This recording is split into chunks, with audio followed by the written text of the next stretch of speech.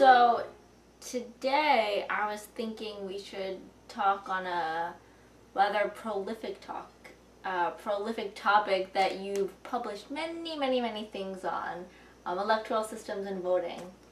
Yeah, I was curious about voting rules and electoral systems, and I edited this handbook of electoral system choice. Why electoral system choice? Well, because I was interested in the origins of the electoral systems, because there are so many different formulas in different countries all across the world. This book is by about 30 authors from everywhere, Australia, Japan, Brazil, Argentina, everything. And then every country has a specific rules and procedures. And then the idea was to try to explain this variety from the origin, how the electoral systems were chosen. And that was the idea of the choice.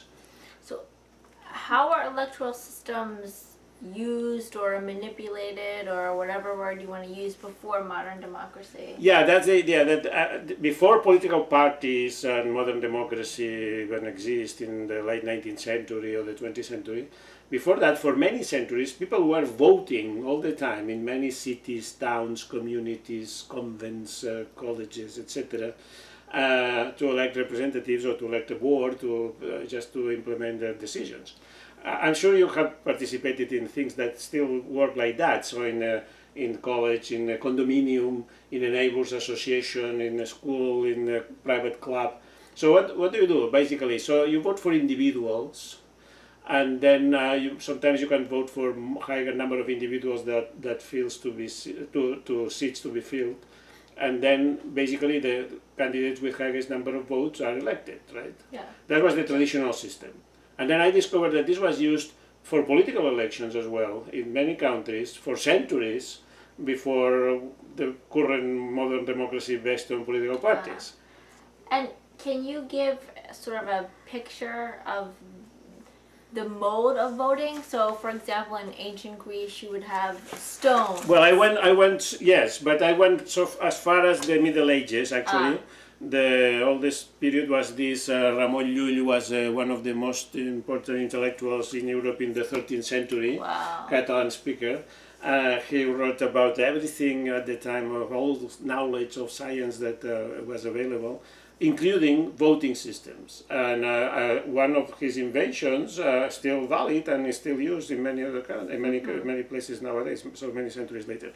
And then I went to the elections of the Pope, in conclave by the cardinals, etc. And I published some internal rules of the conclave written in Latin.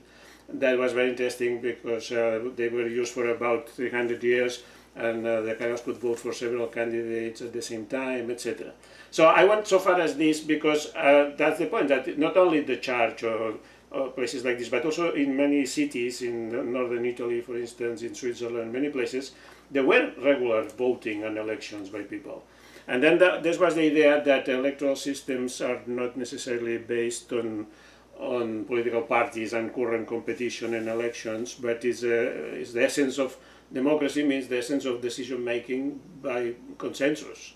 And then there are so many rules that have been invented later.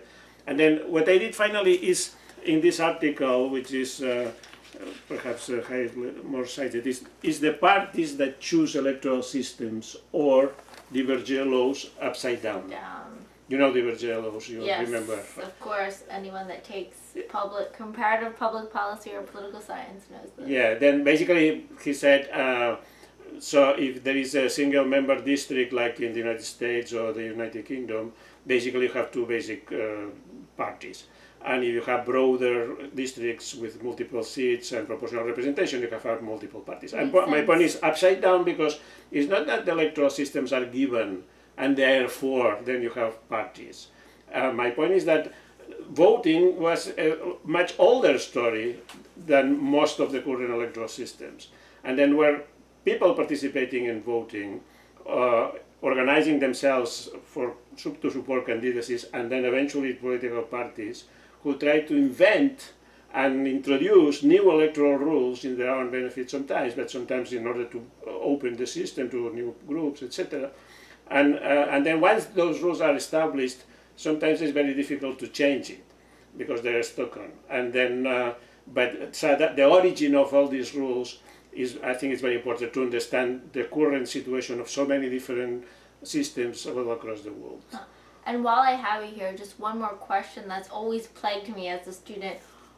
Why, with such minute study of voting rules, how could someone miss taking an electoral system is given by nature and not chosen by a politician? As you rightly I think many demonstrate. political studies for many years were based on the post-war period. Okay. So now you know this. So many books and studies start in 1945. Why so? 1945, of course, is the current origin of most people Yeah. in their lives who are writing about it. But actually, the story is much longer and it goes much beyond that, before that. And then, if you take this longer perspective, then you realize that, of course, in 1945 there were, or 1950, there were a lot of electoral systems that were already given, but they were invented or adopted much before by people who were already participating in voting and elections for centuries.